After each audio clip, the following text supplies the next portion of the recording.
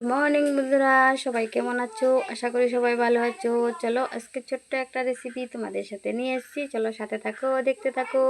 আর এখানে দেখো, আজকে দুপুরবেলা আমার বোন নিয়ে এসেছে ম্যাঙ্গোতে, আমরা সবাই মিলে খেলাম। আর খেয়ে দেখো, এখানে আমি অনেকগুলো বিচি বেজে নিয়েছি।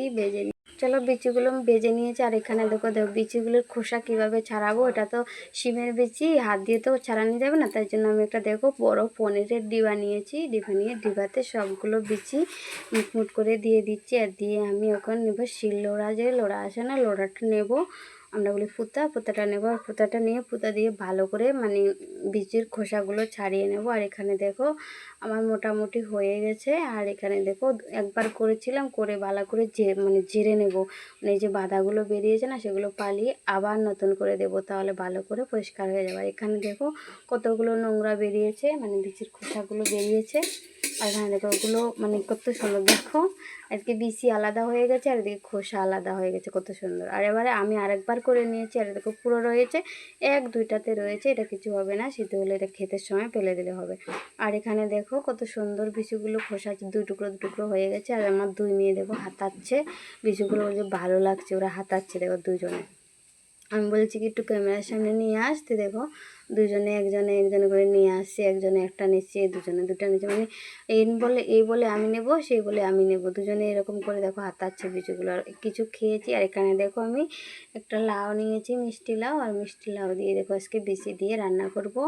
আর এখানে দেখো মিষ্টি লাউটা ভেঙেছে, যে দেখো ডাটার মাঝখানে ভেঙেছে, আর ভাঙতে পারেনি, পুরোটাই ছিঁড়ে নিয়ে আসছি। আর এখানে দেখো মিষ্টি লাউটা দেখে মনে হচ্ছে খুবই ভালো হবে, পাকা হবে পুরো, কাটার পরে বোঝা যাবে কেমন হবে। আর চলো আমি এখন দা নিয়েছি, এটা ডাটাটা ছাড়িয়ে এরপরে আমি কেটে নেব।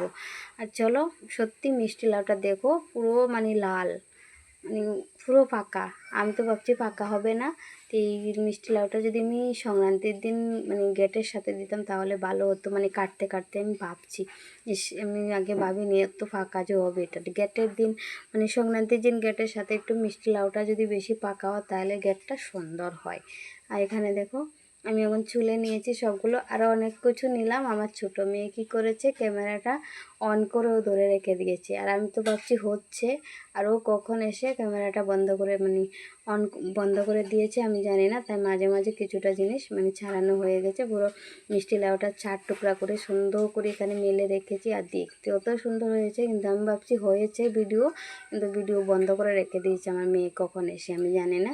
আর চলো এখন আমি কেটে নিয়েছি, খোসা ছেড়ে নিয়েছি, মাঝে কিছুটা জায়গা বলছি না দেখাতে পারলাম না, আমার মেয়ে বন্ধ করে রেখে দিয়েছে, আমি তো ভাবছি ভিডিও হচ্ছে।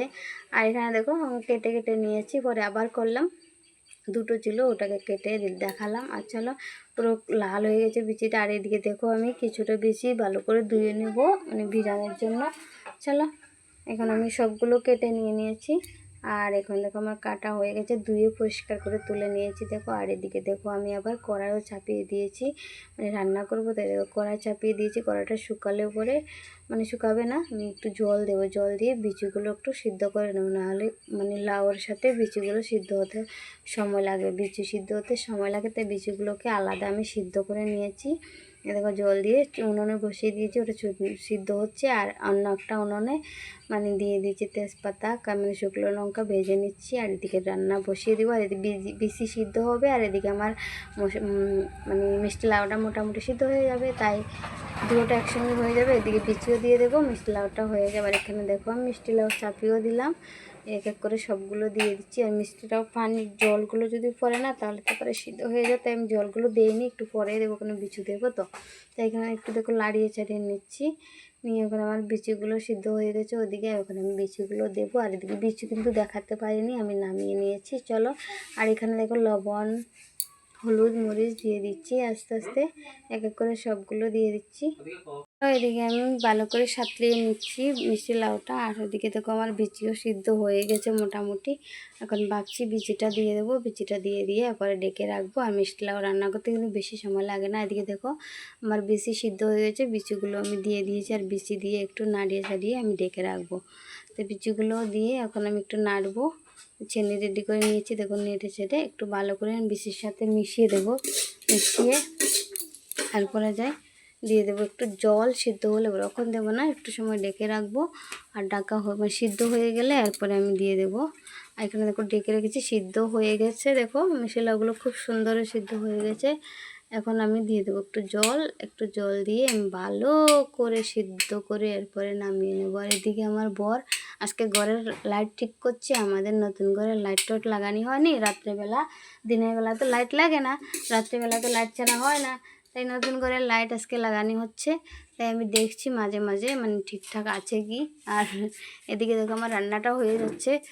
দিনের বেলা তো কোনো অসুবিধা নাই, দিনের বেলা ভগবানের আলো আছে, ভগবানের আলো আমাদেরকে সৃষ্টি করে দিয়েছে। কিন্তু রাত্রেবেলা তো অন্ধকার, রাত্রেবেলা তো লাইট লাগে। আর এদিকে দেখো বক বক করতে করতে দেখো আমার সবজিটা হয়ে গেছে সিদ্ধ, এখন আমি নামিয়ে নেব। আর সবাইকে বলছি আমার ভিডিওর কোনো অংশ যদি ভালো লাগে লাইক কমেন্ট করে দিও, শেয়ার করে দিও, অন্য বন্ধুদের দেখে সাহায্য করে দিও।